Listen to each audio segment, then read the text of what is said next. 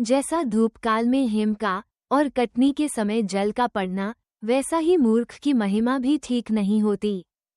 जैसे गौरियां घूमते घूमते और सुपाबेनी उड़ते उड़ते नहीं बैठती, वैसे ही व्यर्थ शाप नहीं पड़ता। घोड़े के लिए कोड़ा, गधे के लिए बाग और मूर्खों की पीठ के लिए छड़ी है। मूर्ख को उसकी मूर्खता के अनुसार उत्तर न देना, ऐसा न हो कि तू भी उसके तुल्य ठहरे। मूर्ख को उसकी मूर्ता के अनुसार उत्तर न देना, ऐसा न हो कि वो अपने लेखे बुद्धिमान ठहरे।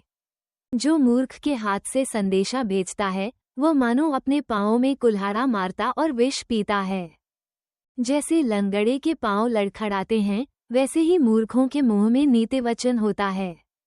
जैसे पत्थरों के ढेर में मणियों की थैली, वैसे ही मूर्ख को महिमा देनी होती है। जैसे मतवाले के हाथ में कांटा गड़ता है, वैसे ही मूर्खों का कहा हुआ नीतिवचन भी दुखदाई होता है। जैसा कोई तीरंदाज जो अकारण सबको मारता हो, वैसा ही मूर्खों व बटोहियों का मजदूरी में लगाने वाला भी होता है। जैसे कुत्ता अपनी छांट को चाटता है, वैसे ही मूर्ख अपनी मूर्खता को दोहराता है। यदि तू ऐसा मनुष्य देखे जो अपनी दृष्टि में बुद्धिमान बनता हो, तो उससे अधिक आशा मूर्ख ही से है।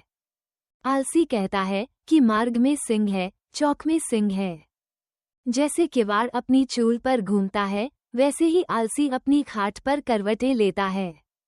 आलसी अपना हाथ थाली में तो डालता है, परंतु आलस्य के कारण कौर मुंह तक नहीं उठाता।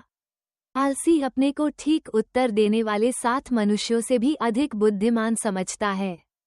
जो मार्ग पर चलते हुए पराये झगड़े में विघ्न डालता है, सो वो उसके समान है जो कुत्ते को कानों से पकड़ता है। जैसा एक पागल जो जंगली लकड़ियां और मृत्यु के तीर फेंकता है, वैसा ही वह भी होता है जो अपने पड़ोसी को धोखा देकर कहता है कि मैं तो ठट्ठा कर रहा था।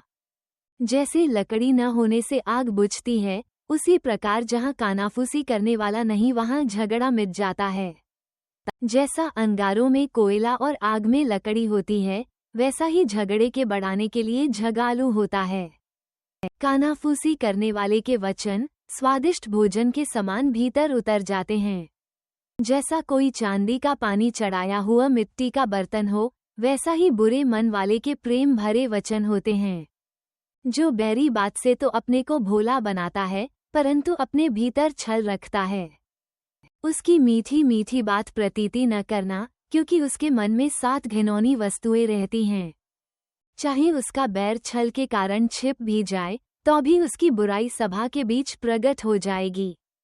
जो गड्ढा खोदे वही उसी में गिरेगा, और जो पत्थर लुढ़काए वो उलटकर उसी पर लुढ़क आएगा। जिसने किसी को झूठी बातों से घायल किया हो, वो उससे बैर रखता है, और चिकनी चुपड़ी बात बोलने वाला विनाश का कारण होता है।